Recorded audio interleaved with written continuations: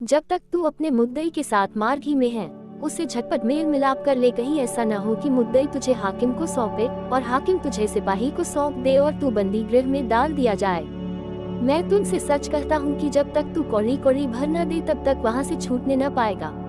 तुम सुन चुके हो कि कहा गया था कि व्यभिचार न करना, परंतु मैं तुमसे यह कहता हूँ कि जो कोई किसी स्त्री पर कुदृष्टि डाले वह अपने मन में उससे व्यभिचार कर चुका।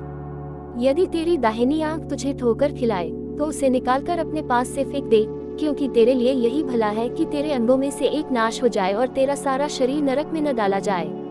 और यदि तेरा दाहिना हाथ तुझे ठोकर खिलाए तो उसको काटकर अपने पास से फेंक दे, क्योंकि तेरे लिए यही भला है कि तेरे अंगों में से एक नाश हो जाए और तेरा सारा शरीर नरक में न डाला जाए।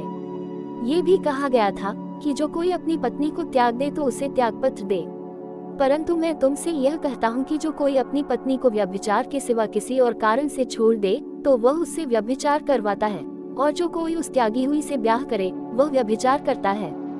फिर तुम सुन चुके हो कि पूर्व काल के लोगों से कहा गया था कि झूठी शपथ न खाना, परंतु प्रभु के लिए अपनी शपथ को पूरी करना।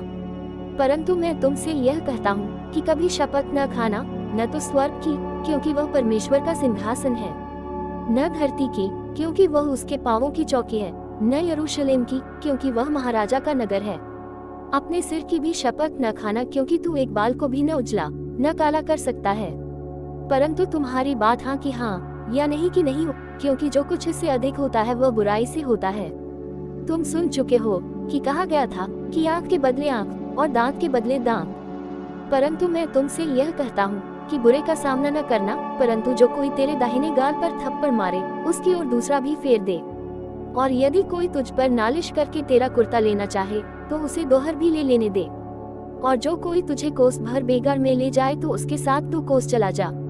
जो कोई तुझसे मांगे उसे दे, और जो तुझसे उधार लेना चाहे उससे मुंह न मोड़। तुम सुन चुके हो कि कहा गया था कि अपने पड़ोसी से प्रेम रखना और अपने बैरी से बैर, परंतु मैं तुमसे यह कहता हूँ कि अपने बैरियों से प्रेम रखो और अपने सताने वालों के लिए प्रार्थना करो, जिससे तुम अपने स्वर्गीय पिता की संतान ठहरोगे, क्योंकि वह भलों और बुरों दोनों पर अपना सूर्य उदय करता है और धर्मियों और अधर्मियों दोनों पर मैन बरसाता है।